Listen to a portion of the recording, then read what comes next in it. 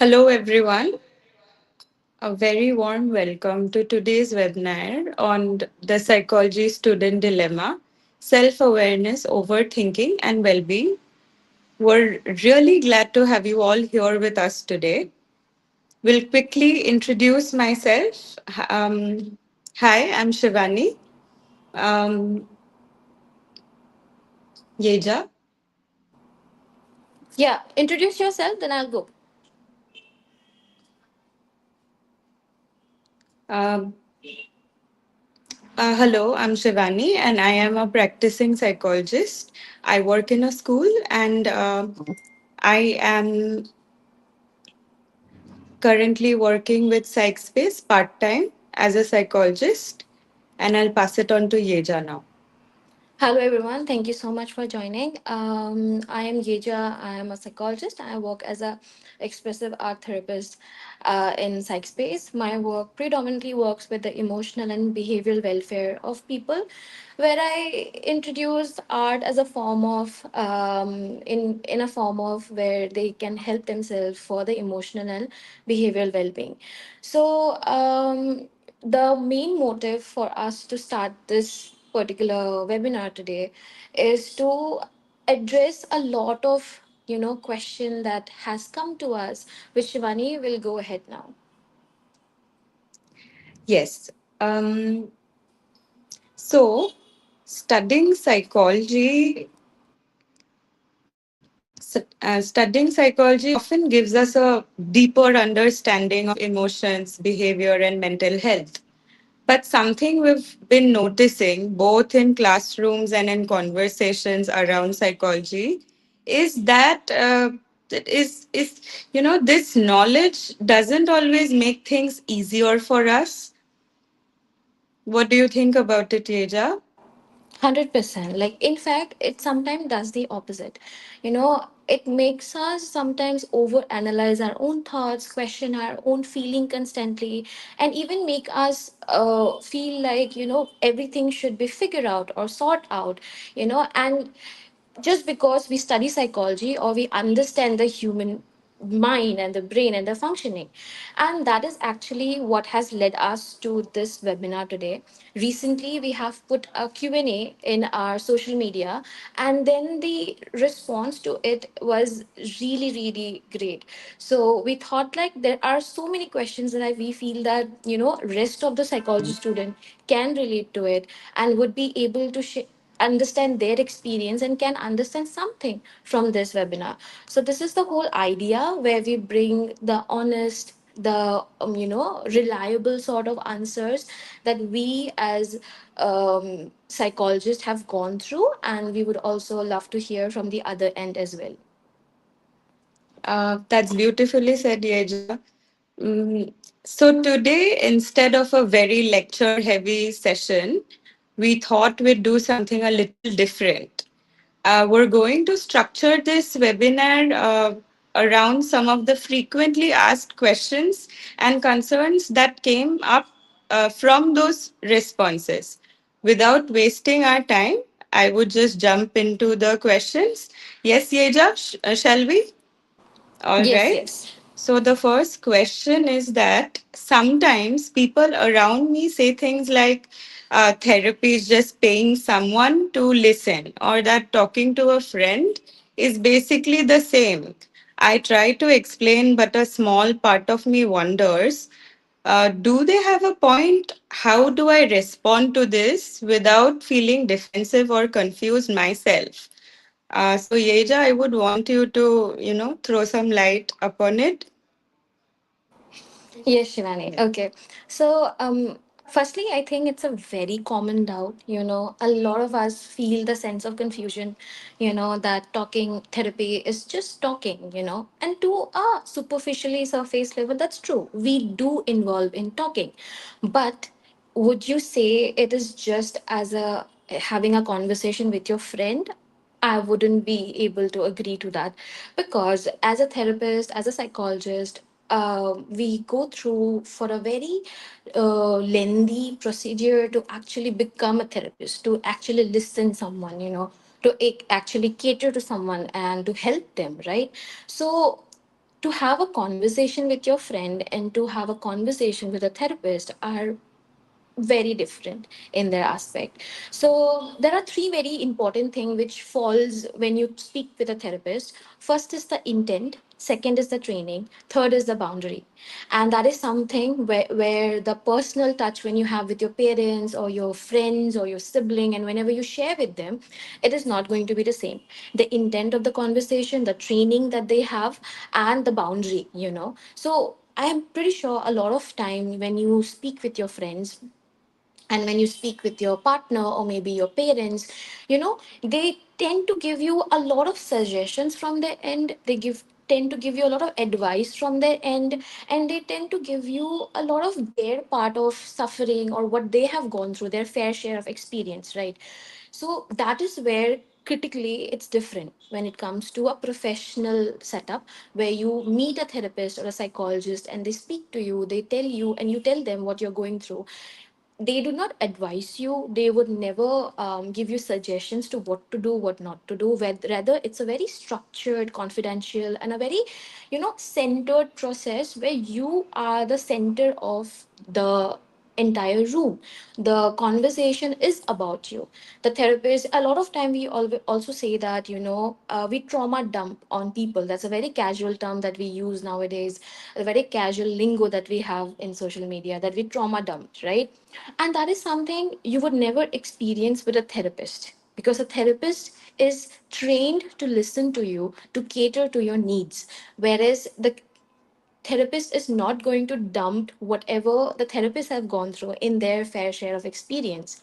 So, yes, therapy involves talking, but it would be very wrong if we compare it to just talking as your friend, to your partner, or to your parents, and about the small part, that what if this point is right? There was this question that I think sometimes, that what if the point is right, they are correct, maybe. That's okay. That is very important for you. The fact that you're thinking from that perspective is very important, because you're critically questioning yourself, that how is it different? Is it similar or is it different? And that is very important for you. So instead of getting defensive that no, therapy is this, therapy is that, you need to respond with something like, yes, therapy involve in talking, the primary way is talking. However, there are multiple other approaches in therapy where a professionally trained person has been trained in this area of listening, catering of health, and to scientifically help you whatever you're going through. So yeah, I think that is the idea that I have.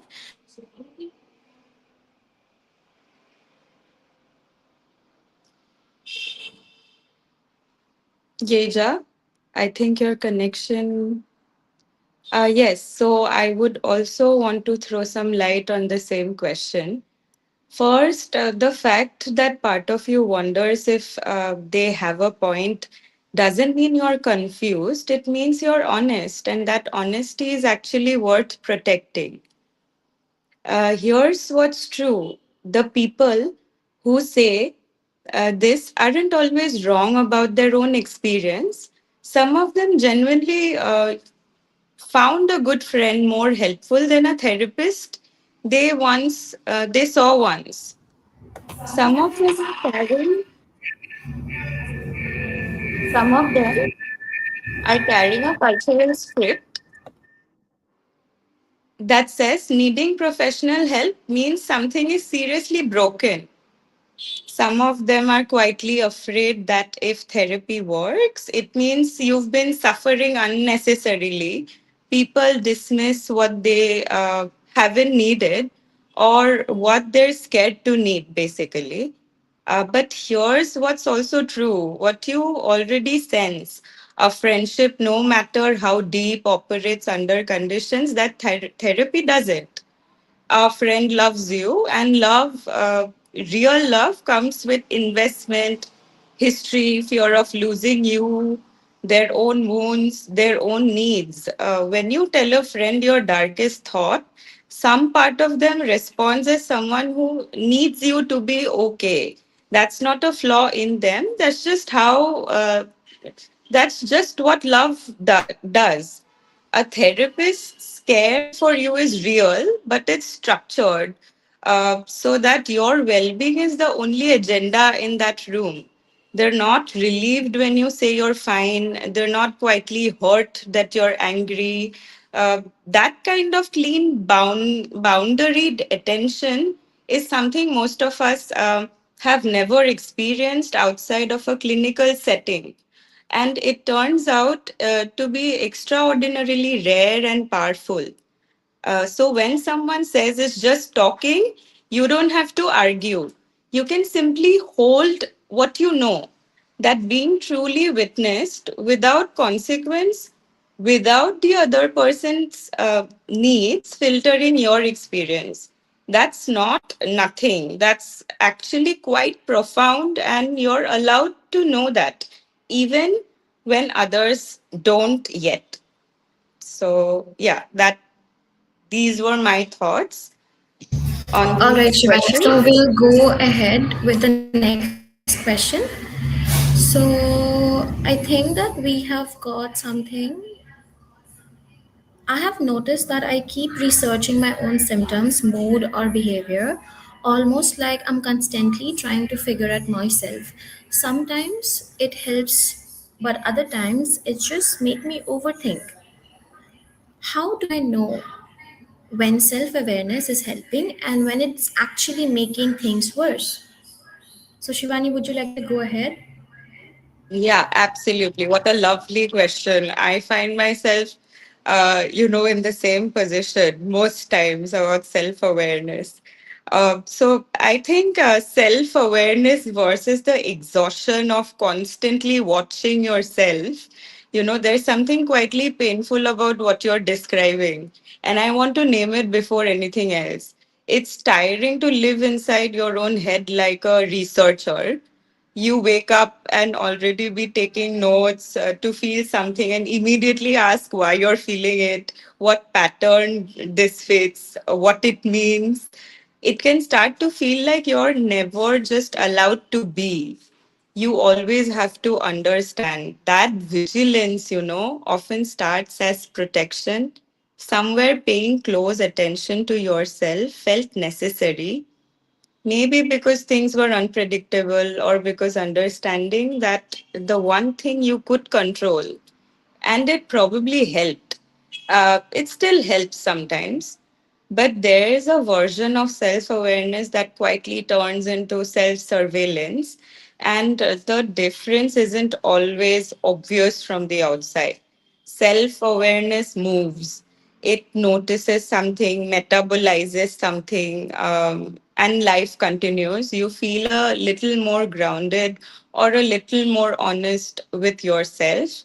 There's a sense of arrival, even if brief. Uh, Self surveillance loops. I will repeat it again, self surveillance loops. You notice something, research it, find more to notice, question the noticing, wonder if you're noticing correctly. And at the end, you feel further from yourself than what you started, not closer.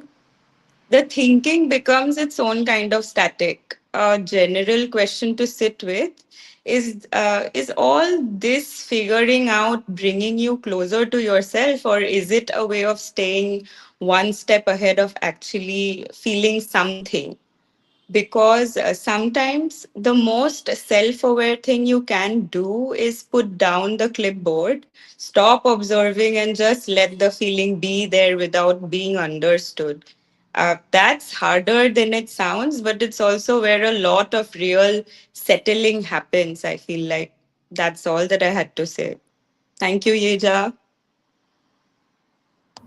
Thank you, Shivani. I think you have addressed it beautifully. So yeah, I totally agree with Shivani's point. And would you like to go ahead with the next question? Absolutely. The next question is again kind of something that is often, I think, not just on my mind. Every other person involved in psychology has these questions in their mind. People around me often assume that because I study psychology, I should be more emotionally stable or sorted. And when I'm not, I feel like I'm failing in some way. Is this a common experience? And how do I deal with that kind of pressure? This is the question. Yeja, please throw some light on it. Definitely, Shivani. I think that this is such a common question, you know. I am just figuring out where should I start with, because this is something that I have heard for myself even, and a lot of people have even heard for themselves, I guess.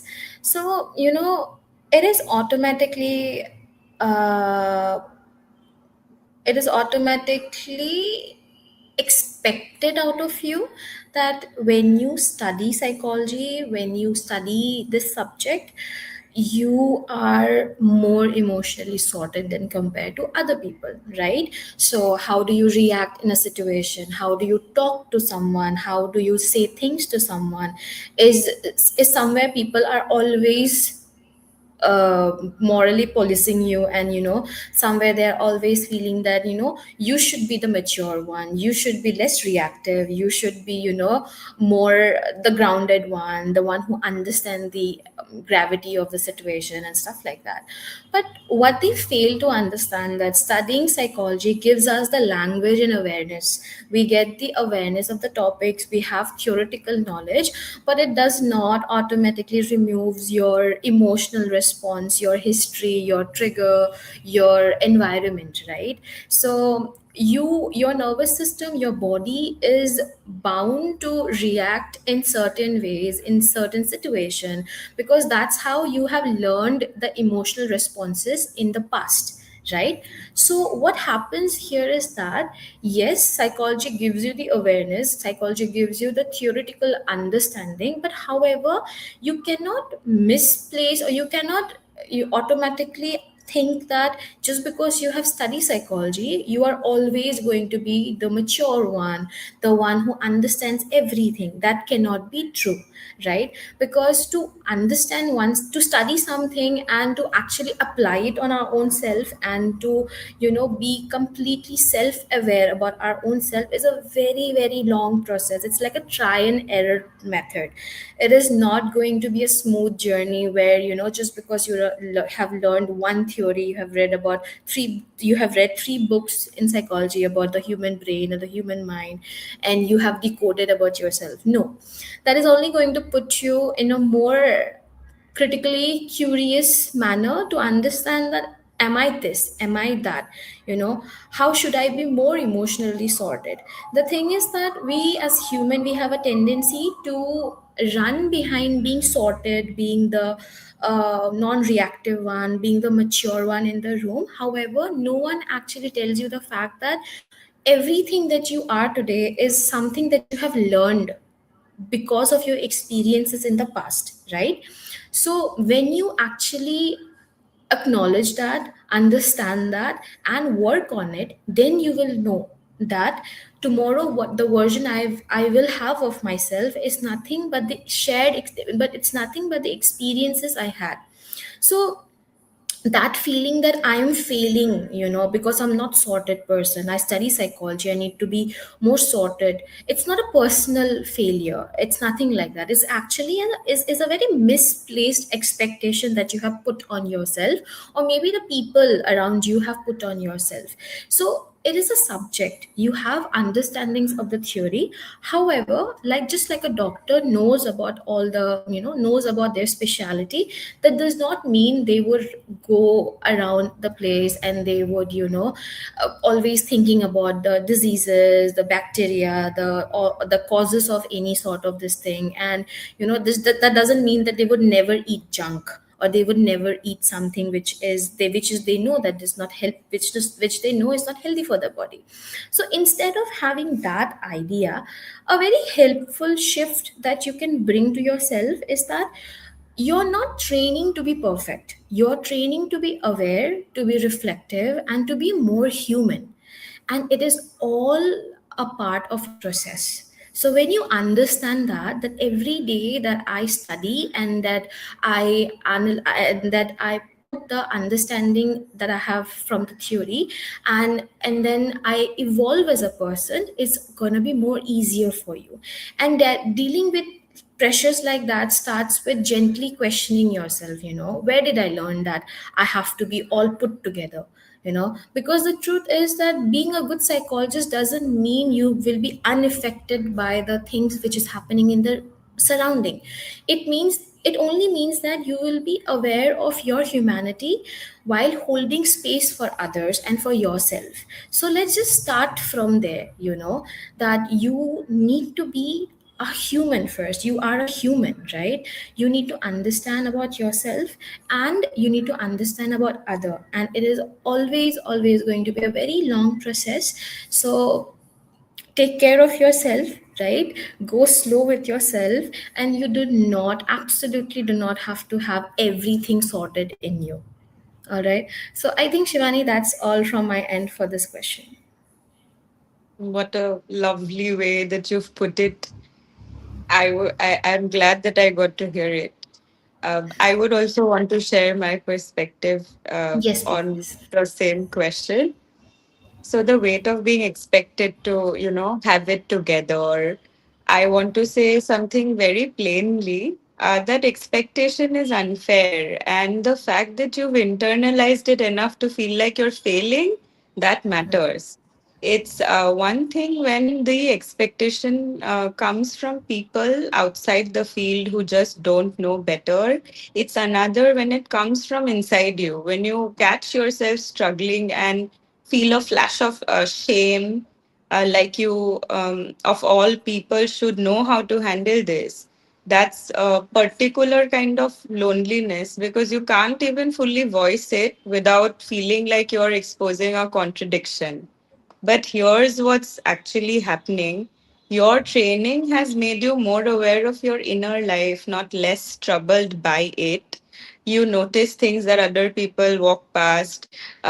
You name things that others leave unnamed. That level of self contact is not a sign that you're sorted. It's a sign that you're paying attention, and paying close attention to being human, like Yeaija said, is frankly uncomfortable. The cardiologist analogy is real. Yeaija had pointed out again the doctor analogy, but emotionally, what it misses is this: you also went into this field carrying something. Most people drawn to psychology do. There was something you wanted to understand about people, about pain, probably yourself. That's not a flaw. It's often what makes people good at this work eventually. But it also means you have arrived already holding something. And the curriculum didn't necessarily make space for that. You are not failing psychology, you're doing it from the inside, which is harder, which is the harder direction. Yeah, and that'll be it. Beautifully. So we'll move on. Yes, yes, beautifully said. Yes. So I have the next cue, that the question that we got. A student said that as a psychology student, we are taught to be empathetic, but I feel like I sometimes take it too much of other people's emotion. It becomes overwhelming for me, like I'm carrying their feeling within me. How do I draw the line between being empathetic and being emotionally drained, or over involved? I think that's a very important question. Shivani, would you like to go ahead? Yes, lovely question. I would love to. Um, so I think caring so much that you come home carrying other people's weight. This one deserves real gentleness because what you are describing is not weakness. It's actually a sign that your empathy is working. The problem isn't that you feel too much. The problem is that no one taught you how to put it down afterwards. Think about what's happening in your body when someone shares something heavy with you. Your nervous system responds physiologically as though some part of the pain is happening to you too. That's not a metaphor. That's mirror neurons, co regulation, attunement. Your capacity to do that is part of what will make you genuinely helpful to people one day. But right now, without the training and structure that clinical work eventually provides, you are probably absorbing without a container. You take it in and it has nowhere to go. The line between empathy and over involvement isn't really a moral line, it's more like a physical one. It's the difference between leaning towards someone's pain and falling into it. When you lean in, you can still feel the ground under your feet. When you fall in, you're both in water, and now neither of you is on the shore. Staying on the shore doesn't mean staying distant. It means staying yourself, aware of where they end and you begin. And that sense of self doesn't come from intellectually knowing the boundary. It comes from having your own inner life that's full enough, grounded enough, and it doesn't get swept away. Yeah, it doesn't get swept away. So the question isn't really how do I feel less? It's more like what would help me feel more rooted in myself so that I can be present with others without losing the thread back to me. That might be therapy. It might be movement or solitude or certain friendships. But it starts with recognizing that your own emotional life needs tending, not just everyone else's. That's what I had to say, Yeja. Thank you.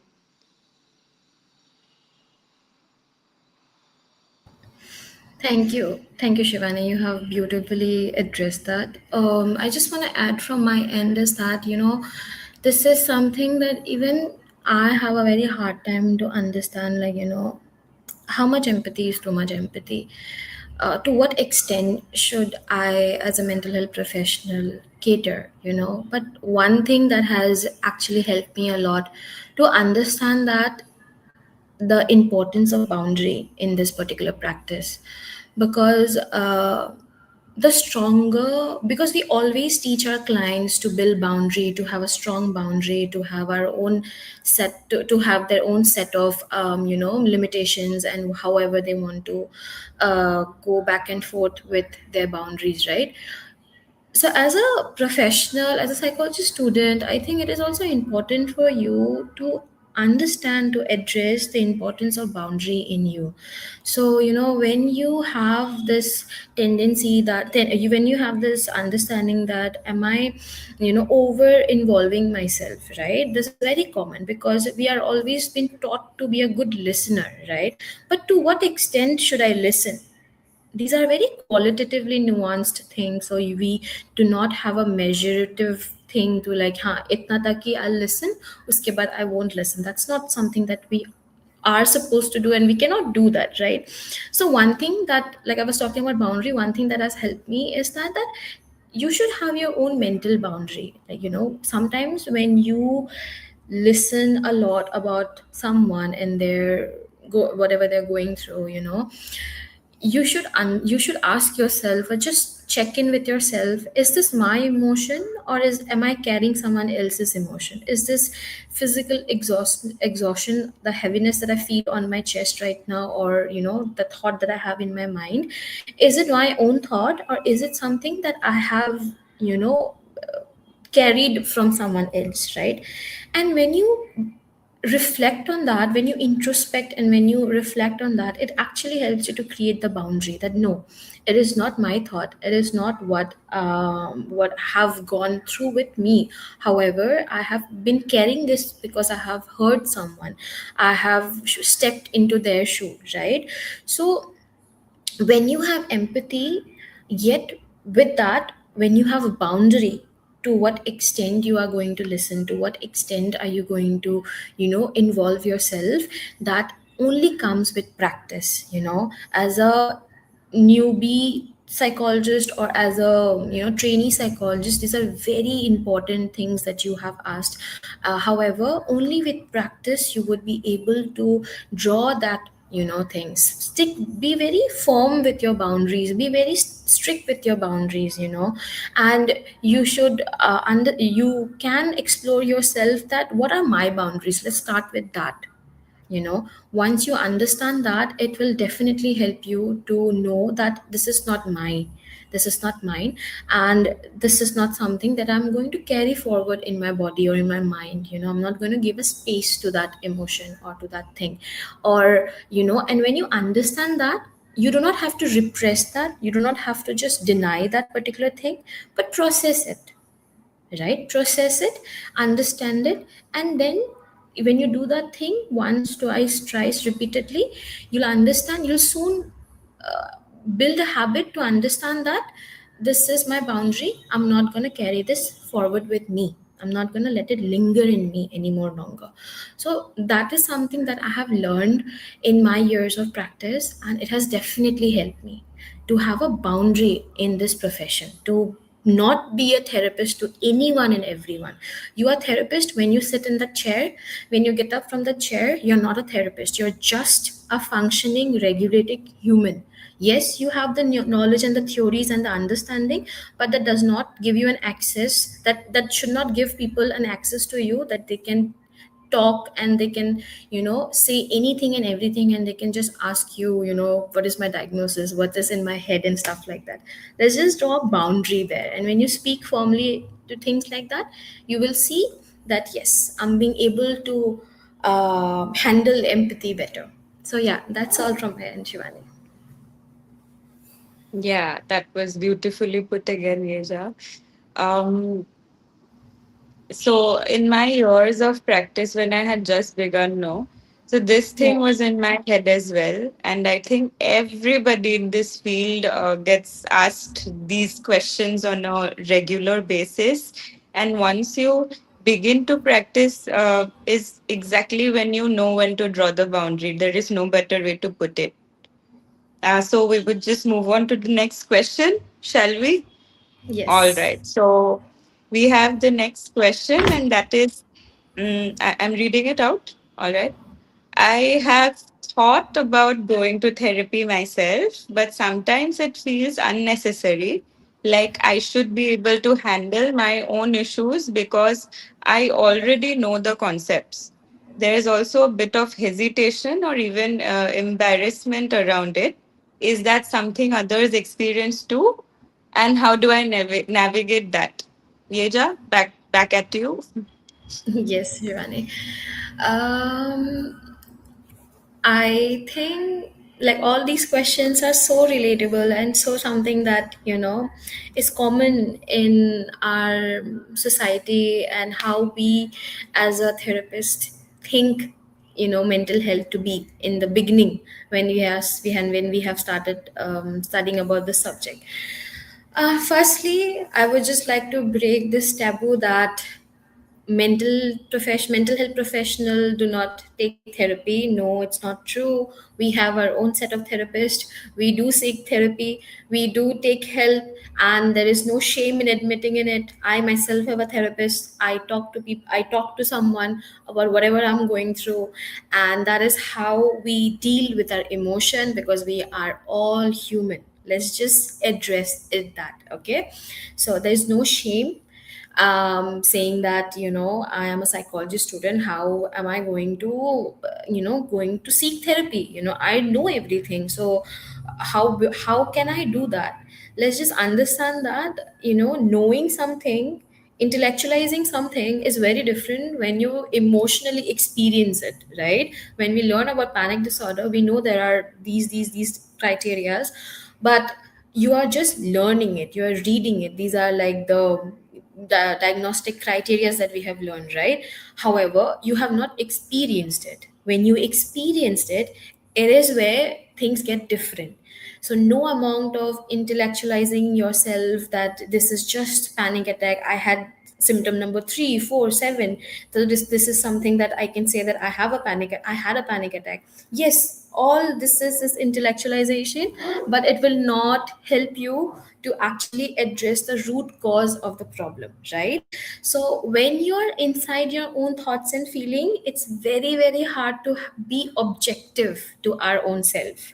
That is where a therapist helps in, right? So when there's a therapist, the therapist only goal is to be objective, to be there professionally, guide you, help you out to whatever you're going through. And that's where therapy comes in a role, right?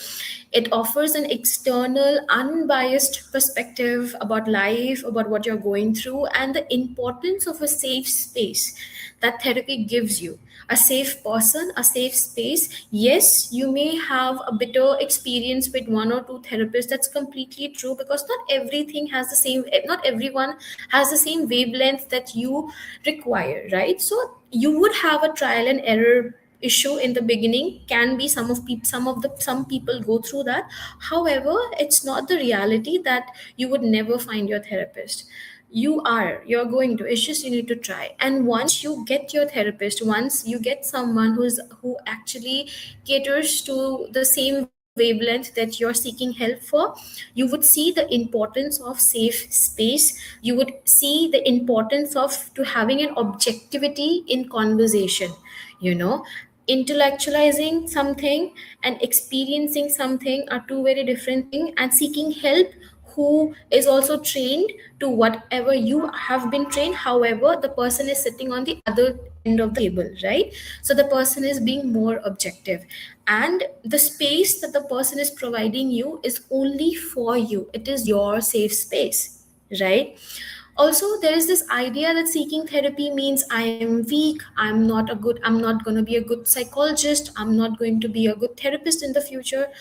But that's actually not true. It actually reflects self-awareness and responsibility, that whatever we say to our client, that to seek therapy, to seek professional help, the change also, the same thing also goes for you. The change also begins with you.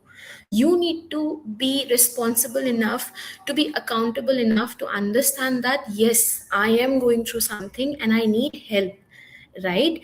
Whatever I say to my client is not just limited to my client, it also applies to me. I am a human as well, right? So even the experienced psychologists seek therapy. There's no shame to that. Not because they do not know enough, but because they understand and they value being supported by someone, right? If there's a hesitation or embarrassment that is coming from your end, instead of pushing it away, you need to explore it. You need to explore it and you need to ask yourself that where is this coming from?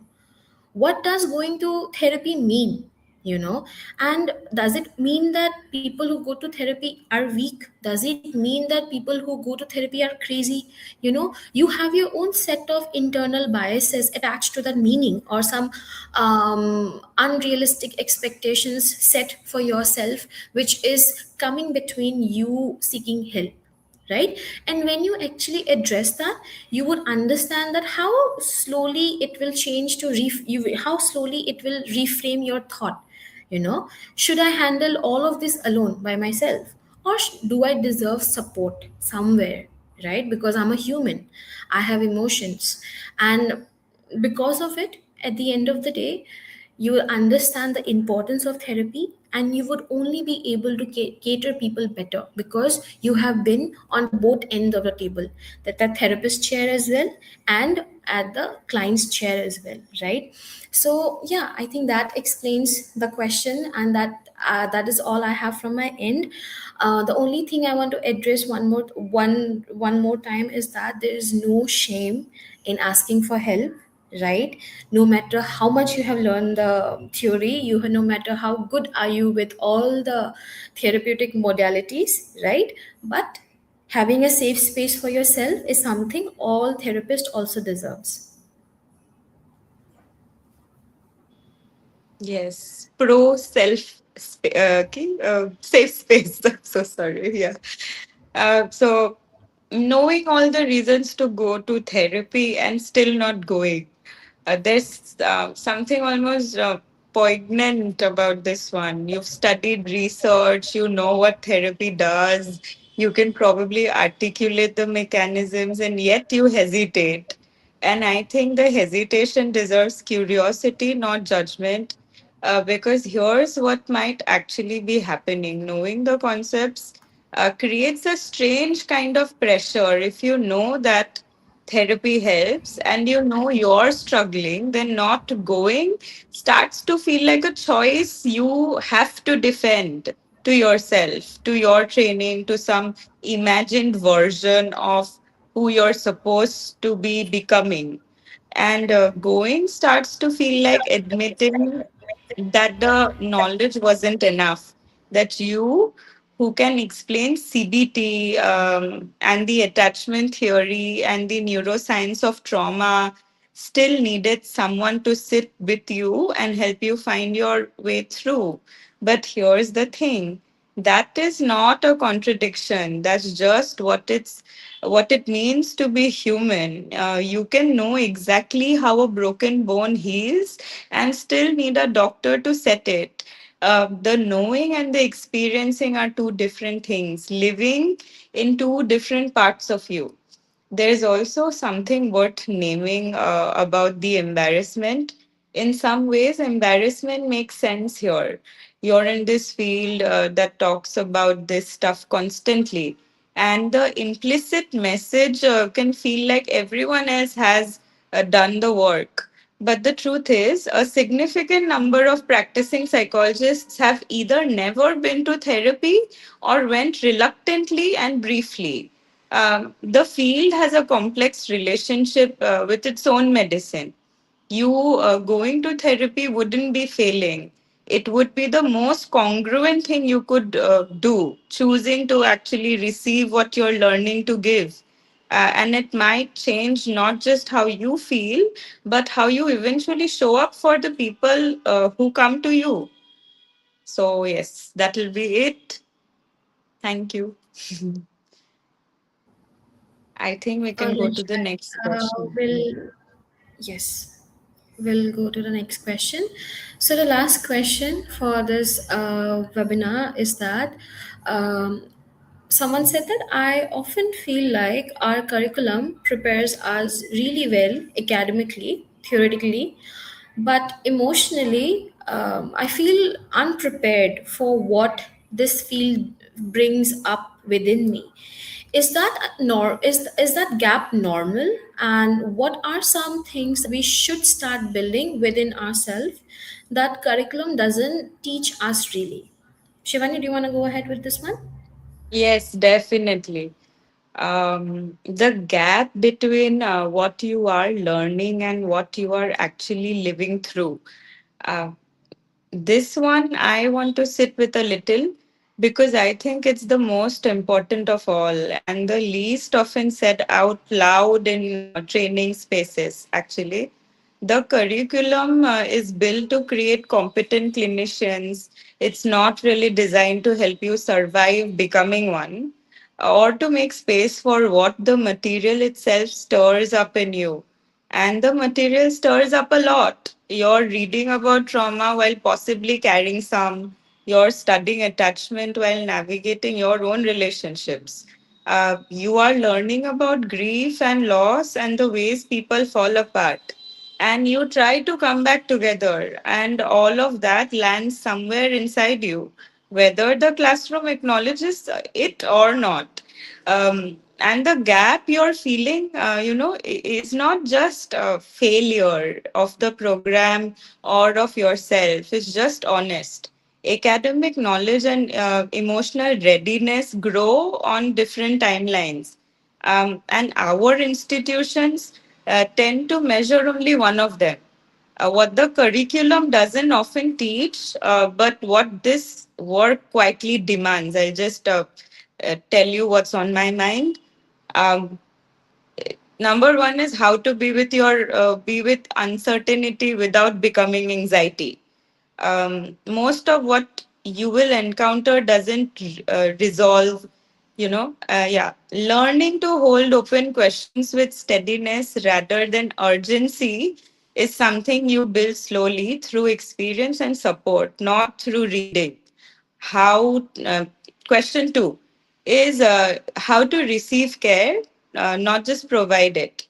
So, many people who enter this field are quietly more comfortable on the giving side. If you are someone who finds it easier to hold space for others than to ask for it yourself, that asymmetry is worth paying attention to.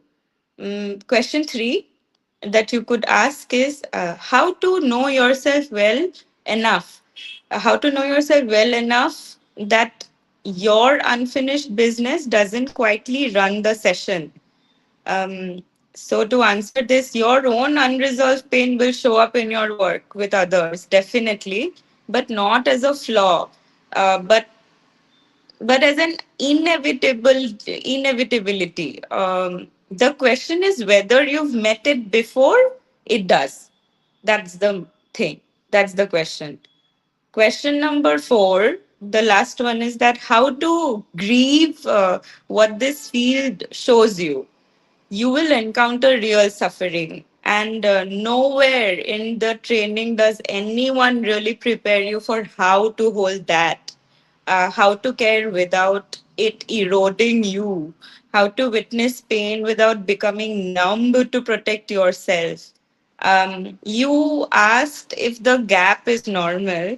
It is, but normal doesn't mean you have to just endure it. The students who come out of training most intact, are usually the ones who did not wait for the curriculum to take care of them, who found a therapist, and they built honest friendships with peers who could hold hard conversations, and learned to treat their own inner life with the same seriousness they were being trained to bring to others. What I would like to say is that I think you're already doing some of that just by asking these questions, and that is not a small thing. That's all that I had to say about it. Right, Shivani. Okay. So, adding on to what Shivani said, something that I had personally felt after completing my masters is like, yes, the curriculum prepare us theoretically, but somewhere we lack a lot of skills. We question ourselves that am I going to be a good therapist? Do I have the perfect questions to ask my client? Do Would I be able to cater their need? Right, all of these questions. So, what helps in that particular period is that taking up courses, internships, doing observationships, learning things from whatever resources you have under the sky, right? The more you stick to only books and to the curriculum which is given to you by the university, by your college, is not going to make you prepare for the actual field, right? Because knowing something theoretically is very different than actually doing it and catering help, sitting in front of a client or a patient who is in heightened distress right now, and how do you regulate that person, how do you cater to the person's need, right? Our university has taught us how to take MSc, how to take case history, but how do you initiate a conversation? That is something which is very, very important, right? How do you talk? And these are all the thing now in the curriculum that they have added internship, true, but more than internships and more than sticking to only the internship which you have in your curriculum, I think what you need to have is the interest to learn more, the interest to learn things practically, to develop skills, micro skills about yourself, right? That is going to be very important for you. So take internships as much as you can, take up mentorship, peer mentorships as well, where the budding psychologist comes together and they share their ideas, their thoughts, and that's how you learn. And it's the feeling of, not the feeling that you're having right now, that I know everything theoretically, but how about, how do I cater it, how do I actually make it, put it into the field, right? It's a very important question, and it's need to be there in front of, inside you. Because when it's that, when you question yourself, things like that, that is where it puts you to run behind the answer, and that will what make you to go and seek more, materials, and to learn more things, right?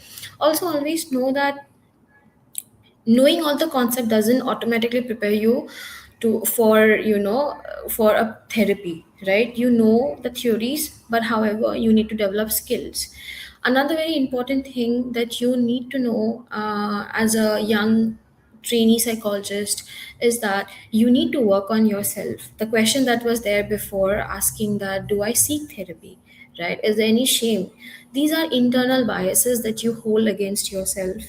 So when you sit on the chair, when you actually sit there, you actually need to work a lot on yourself, right?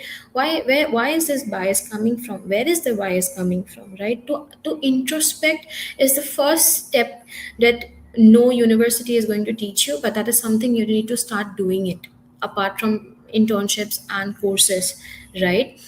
Having a healthy boundary is also something which is very important, which I spoke few questions back, right?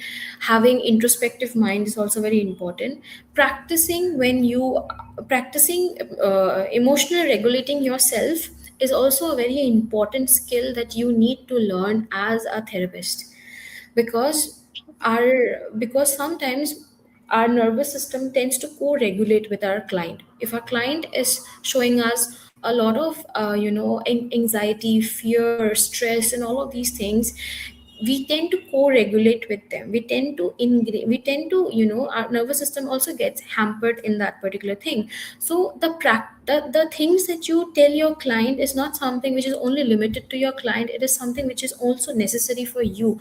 The day you understand that, and the day when you start practicing grounding techniques on yourself, slowing down, sitting with your discomfort, and introspecting about yourself, that's when these are the areas which no university, no course is going to tell you. But as someone who has started her career few years back, is definitely something which has helped me. These are something which is going to let you survive in this field. And there's no shame in asking help as a therapist, please know that. Because like I said, whatever you speak to your client is not just limited to your client. You are human as well. You need support, you need help, and it is completely fine. There's no shame to it, right? So yeah, I think that was the last question we have. So Shivani, do you have anything, or otherwise I'll just wrap up the uh, Yes, I have this closing line. May I? yeah, yeah, sure. All right. So I have this last thing that I would like to tell everybody actually who have just entered the field, or maybe you are in the field. Uh, Yeah, so you are going to sit across from people at the worst moments of their lives.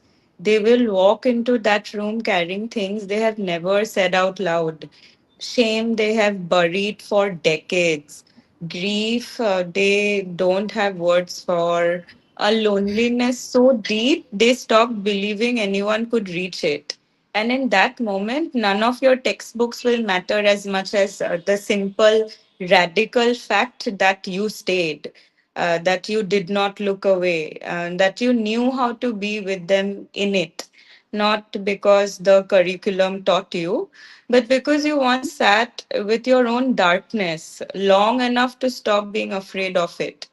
That's what this is really preparing you for. Not a profession, a kind of presence that can change the entire trajectory of a human life.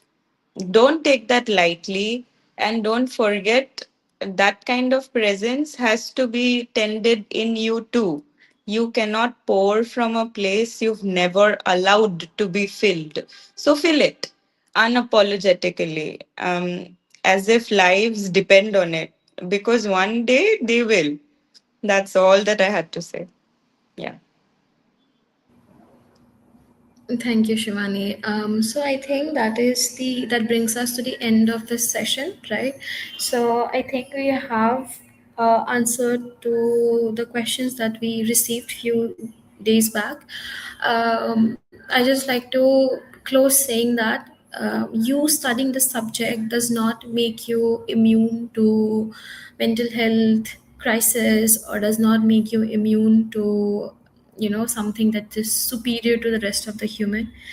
You're as human as everyone else. You deserve support, you deserve help. If you ever feel like, do not let the world tell you anything else, right?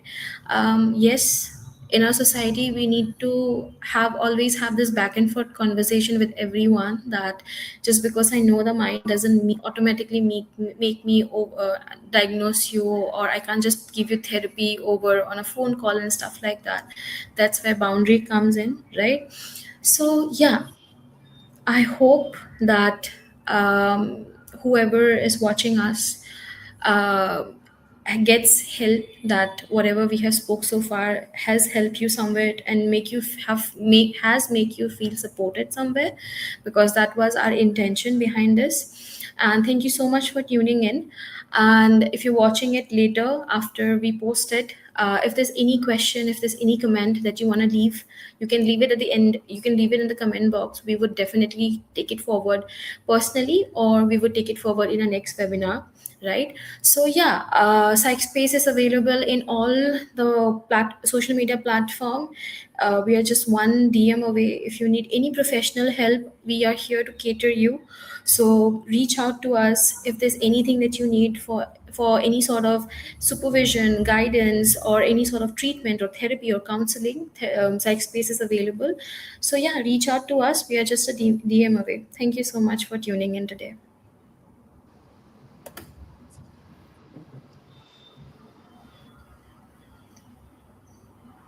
Just a second, Shivani.